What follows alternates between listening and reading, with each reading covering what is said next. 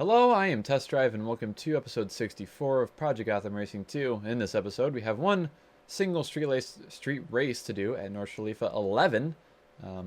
It's like half the track, and we are going to be using the Selena 7, which I believe is just kind of a better overall car than the GT I was using in the previous episode. Hopefully I don't have as many issues as I did with the GT. I may cry if I do, but hopefully that won't be the situation. And there's only one way to see. Luckily, we only have one race to do. I don't know if that's luckily, but there is only one race to do with this car. Let's go.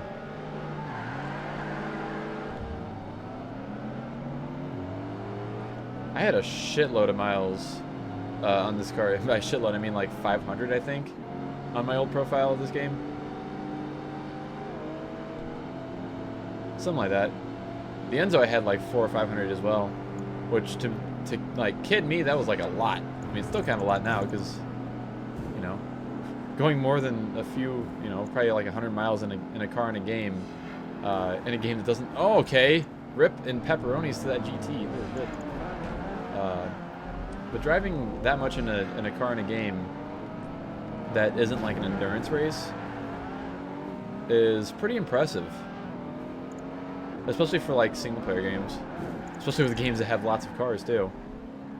This game doesn't have a shitload of cars, but it's got a decent amount. Has quite a few per series that you go through. Alright. There will be no imagining failure because there will be no failure. Calling it now, no failures.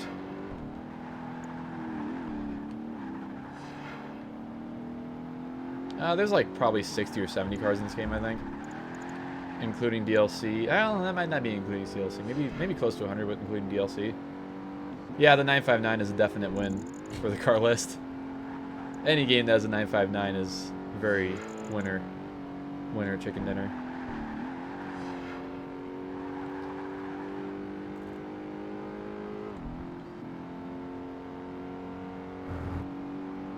The F50's alright. Not my favorite Ferrari, but it's alright. I like the F40 more. The F40 is just more radical.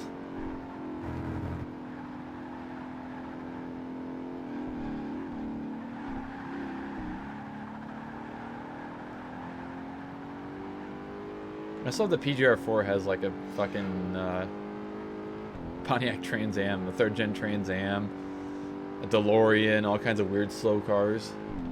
All the PGR games are actually pretty good at that, actually, of having weird cars, which I can definitely appreciate. Oh, God.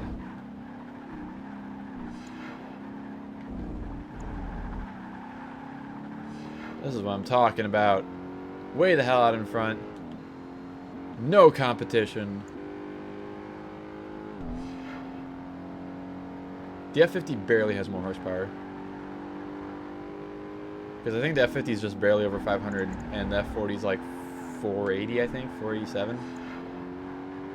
And the F40 is twin turbocharged and a very small engine. And it makes it ridiculous, and I love it. That's another bucket list car for me to drive, as a F40.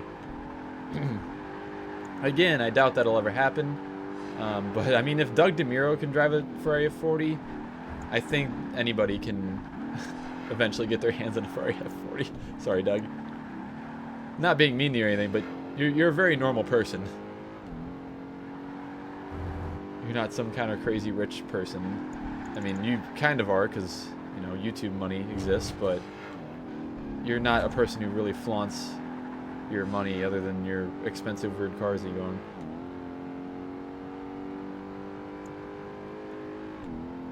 Yeah, the F40's got like 485 horsepower or something.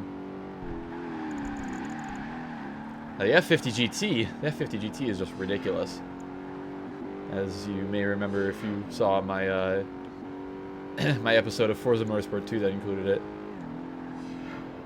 Very fast car. V2, yes. That's what motorcycles have most of the time. Yeah, I think Rhino kind of stole that from the fact that I was using that car in everything and just destroying everything in Forza Motorsport 2 and my Let's Play back in the day with it. Save replay. Did I save a replay of the GT? I don't remember.